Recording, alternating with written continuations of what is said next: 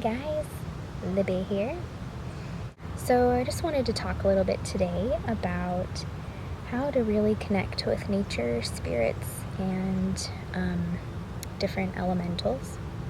And it's silly that I am even creating this in a sense because everyone finds their own way of connecting. So my suggestions or my ways might be different than what actually works best for you and other people. So definitely don't take my word for it. Give it a try and see what works and what doesn't. And the only way to really find out is through trial and error. So I would just say give it a go and don't give up. And trust yourself. And that's probably the hardest part, is trusting yourself. Hey, you're gonna get off of me, dude. No, don't get off of me. Sorry, buggies on me. But speaking of buggies, really quickly, I just want to talk about how there's been an interesting shift in my life with bugs. And I used to attract a lot of bugs to me, and they would bite me. And I didn't intentionally do this, but I probably the past year really trained myself to get over my fear of bugs. So I no longer fear them, in an irrational sort of way where I freak out when there's a bug. I don't feel that way at all anymore. In fact, a lot of the times I pick them up and take them outside, including spiders or really large ants. Like, I'm sitting in a tree with really, really large ants right now, and some of them are crawling all over me, but they're not biting me. I think that's pretty darn interesting. And last night, I was outside, and there was tons of mosquitoes all around, and I thought for sure when I woke up this morning I was going to find some bites. No bites. So, they're just friendly. They just check you out. And I just believe in this energy stuff, and I think that telepathically I'm communicating with those beings. There's a mutual respect there, and call me crazy, but I don't think they're biting me because they know that I'm a loving being and I take care of them. And I don't even kill flies anymore. I just don't kill things. It's not my place to do that. I don't think I'm better than other beings. I think in the case where if there was a threat to myself, legitimate threat, or my animals, I'm sure I would respond accordingly. But I always try to do the best I can to be as gentle as possible.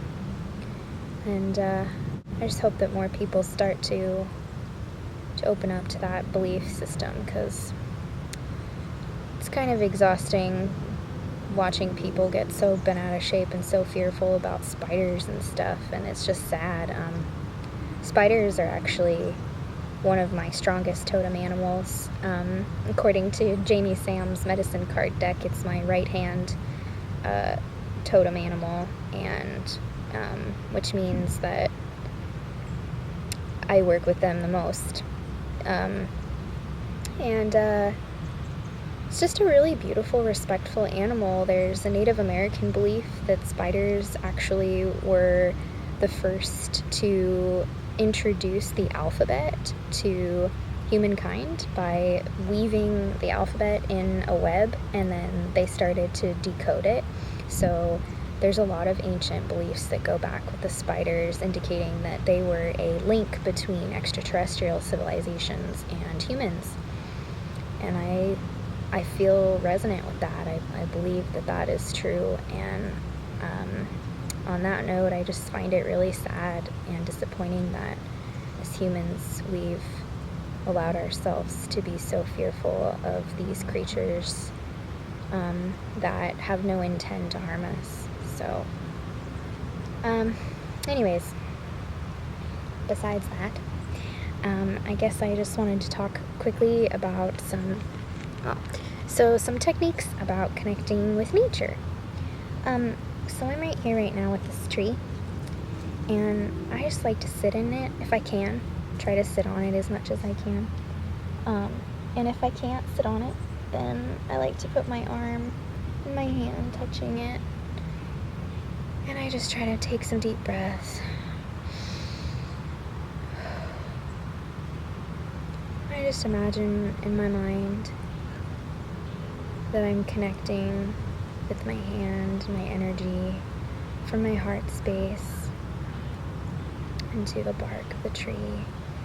And I just thank her, give her gratitude for allowing me to sit here and for transferring energy. And trees are really magnificent because I believe that they transmute energy. So if you're having a really difficult moment in your life and you sit with a tree, when you get up from the tree, you'll feel a lot better and maybe not know quite why.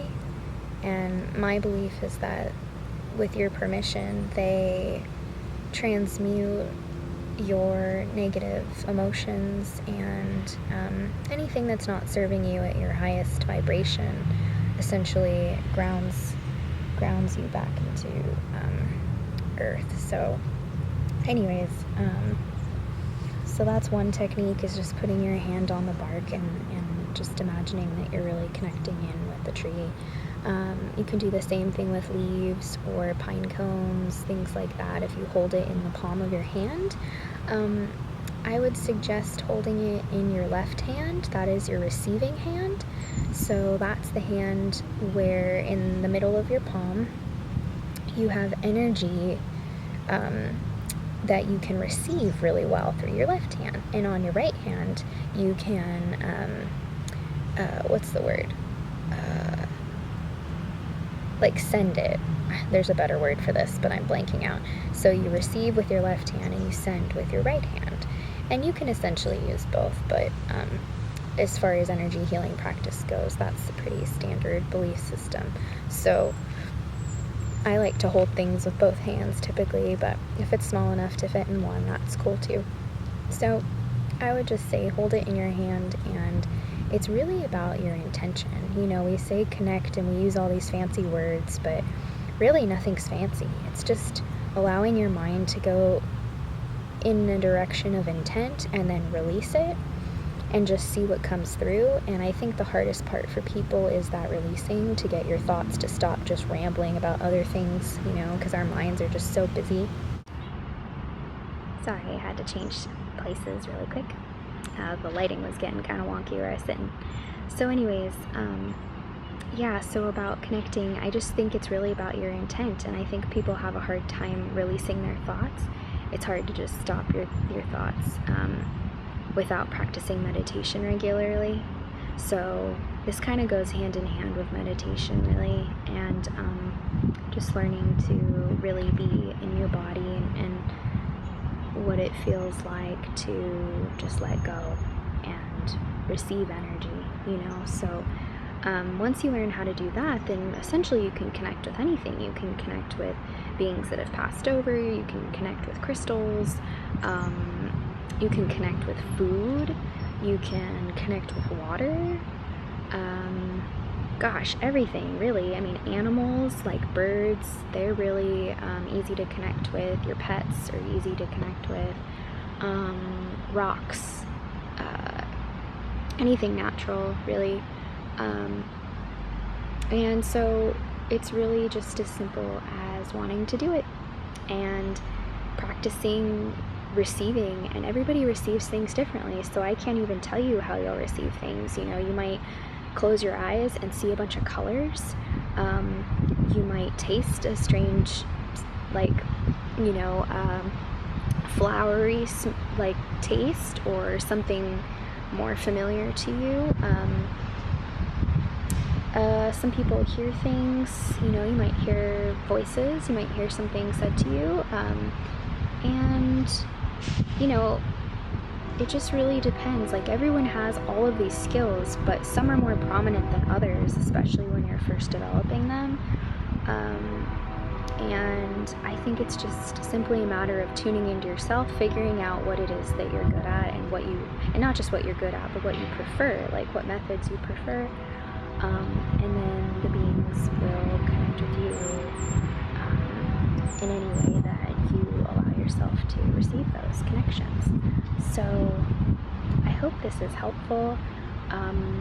I would say that another trick about sending and receiving energy is to make sure that you clear yourself before and after, if you can, with sage or water. Running your hands under running water is really helpful. That kind of clears it away, or to take a shower even would be even better. But if you're out and about or in a public place and you don't have access to those things, try to just ground yourself to the earth and connect yourself to source or God or whatever you believe in that you're connected to. I would also say maybe try automatic writing.